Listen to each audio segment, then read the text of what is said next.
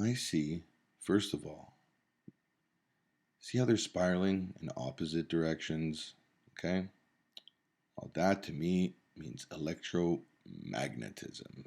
Okay? Very symbolic.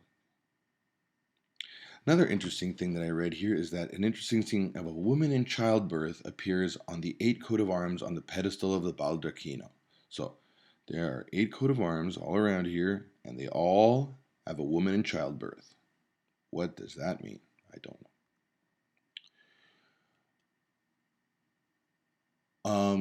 What else was I reading here that was interesting?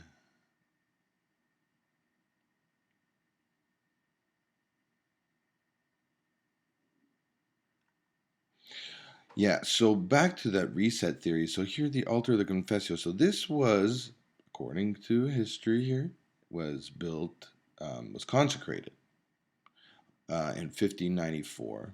So right when I was saying in the last video that if you look at the grand solar minimum, the grand solar activity here, you see that we have, right, from the, let's say 1500, early 1500 to, right, it starts going up, and we start getting some positives around probably like 1500 and something, and that's when people start coming out of the caves,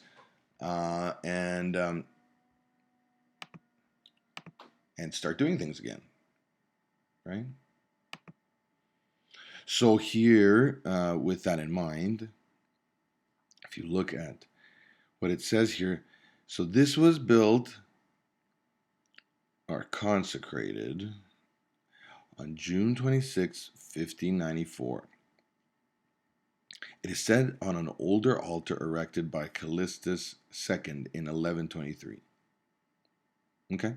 So that's a long time before that. And then, which in turn contains another one, an even older one. Okay?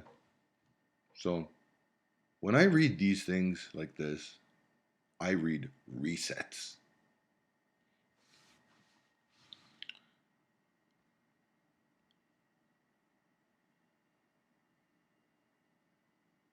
It took 9 years to make this and used 6,200 K of metal. Of metal? Huh. Interesting. Metal. Why use all that metal inside a big church made of travertine rock?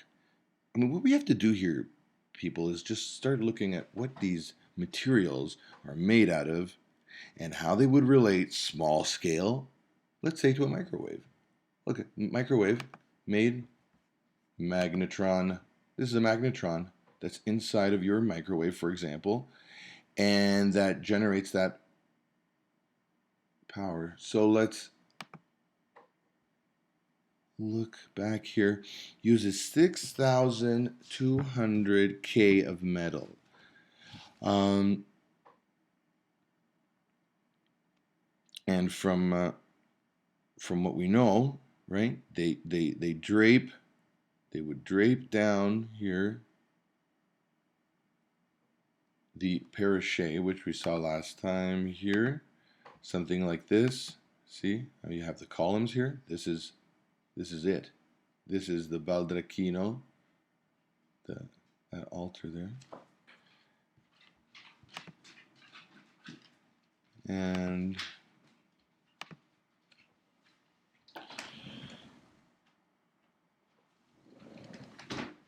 let's see here.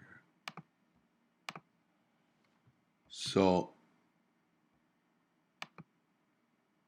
these would be draped here, enclosing whatever was in here. Okay? So probably, possibly, like it was described in Jerusalem, there would be the ark.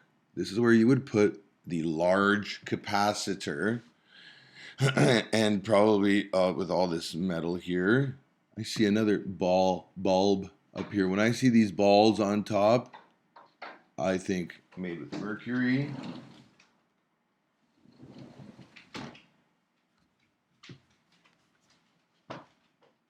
I'm going to end up translating this entire church.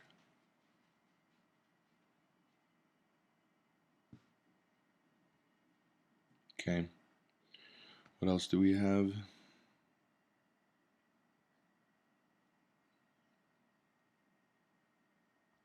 So these twisting columns are adorned with sprigs of olive and bay, of which the graceful figures of cherubs appear. Right? Cherubs. They even tell you the spiral fluting of the column suggests upward movement. Upward movement? Hold on. Aren't things coming down from us? So they're coming down, then this is suggesting upward movement. Like the portable canopies used in procession to cover the Eucharist, fringes and tassel dangle at the top of the covering. Inside the ciborium, because that's the other name for it, which we're going to go look at after. The ciborium is a dove, the symbol of the Holy Spirit in a burst of golden rays. Again, I am brought up Catholic. I'm quite Christian. As far as Christian, early Coptic Christian, those beliefs of brotherly love but again, I have to ask myself, Holy Spirit, the Holy Spirit, or the ether or electromagnetic energy, right? The Holy Spirit, electromagnetic energy, in a burst of golden rays.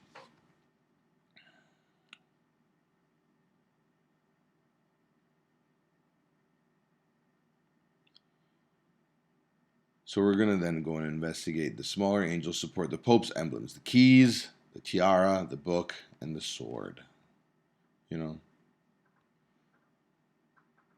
I try to be a pious Christian. I don't draw swords. I don't know why these. I just don't see it. Yes, and the vertex, the top of it, where the four vast ribs and palm branches converge from the four corners, is crowned by the cross set on a golden globe. On a golden globe. What's in the golden globe?